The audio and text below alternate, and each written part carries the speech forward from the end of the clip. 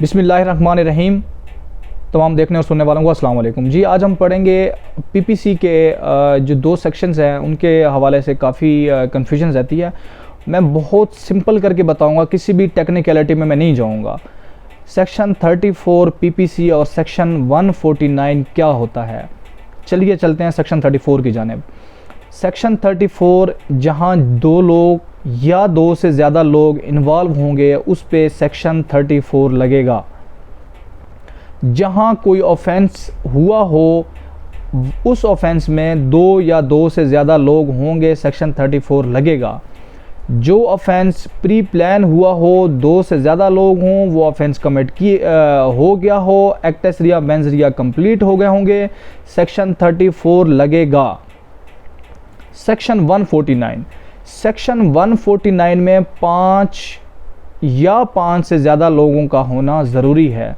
अगर 5 से कम लोग होंगे तो सेक्शन 149 नहीं लगेगा।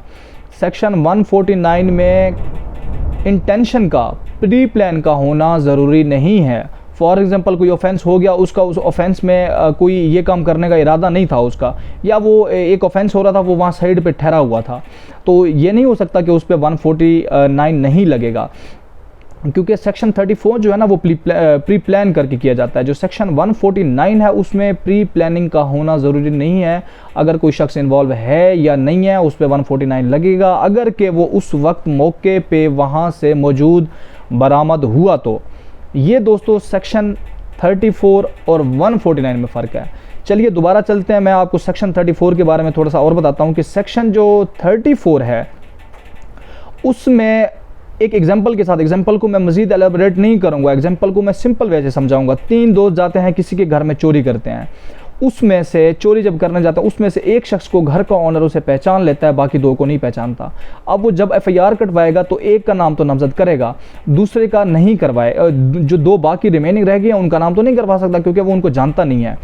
इसलिए 3 बंदे हो गए, क्योंकि हमें 34 का पता है जहाँ दो या दो से ज़्यादा लोग कोई ऑफेंस, कोई एक चीज़ प्री प्लान करके ऑफेंस कमिट करने के लिए जाते हैं, ऑफेंस करने के लिए जाते हैं, कोई जुर्म करने के लिए जाते हैं, तो वहाँ 34 लगता है। अब जो वो 2 रिमेनिंग लड़के हैं, शख्स हैं, उस पे सेक्शन 34 लगेगा। बाद में जो उसकी पनिशमेंट है वो ट्रायल के बाद जब ये चीज़ प्रूफ हो जाती है कि ये इन्वॉल्व थे और इनका रोल कितना था, उस रोल की हद तक फिर उनको पनिशमेंट दी जाती है। लेकिन जो मेन एफआईआर होती है वो उसी चोरी की होगी, डकैती की होगी। अगर चलो मैं आपको एक छोटा सा और शॉर्ट सा एग्जांपल देता हूँ कि अगर कोई शख्स 3 लोग मिलके या 2 लोग मिलके किसी का कत्ल करने के लिए जाते हैं, एक तो वहाँ पे हुआ प्रिंसिपल एक्यूज्ड, मतलब एक होगा मरकज़ी मुल्ज़िम या मरकज़ी मुजरिम होगा जिसने वो ऑफेंस कमिट किया है, जिसने वो जुर्म किया है, सरजद किया है। फॉर एग्ज़ाम्पल उसमें से एक शख्स ने जाके एक शख्स को कत्ल किया, अब उसमें जो बाकी 2 हैं या 1 है उनका क्या रोल लगा, उन पे 34 लगेगा।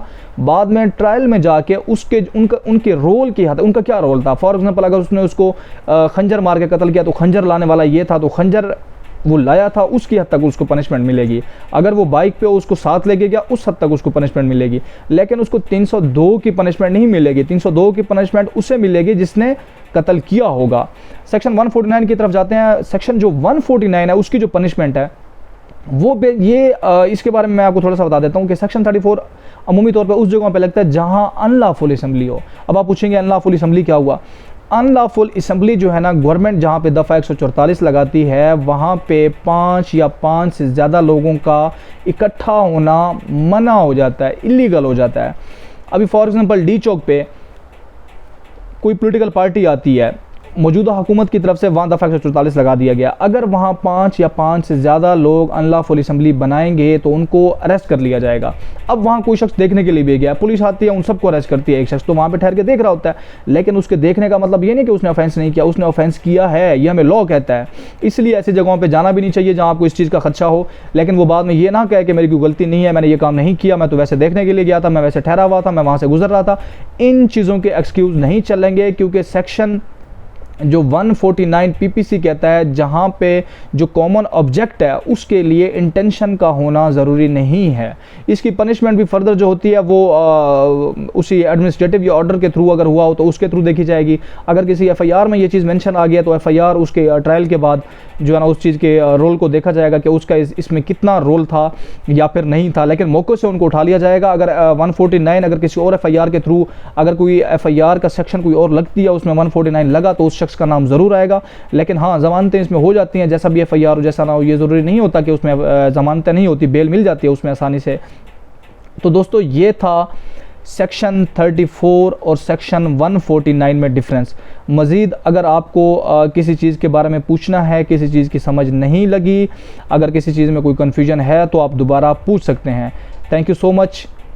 अल्लाह हाफ़िज़। मिलते हैं एक और वीडियो और व्लॉग के साथ।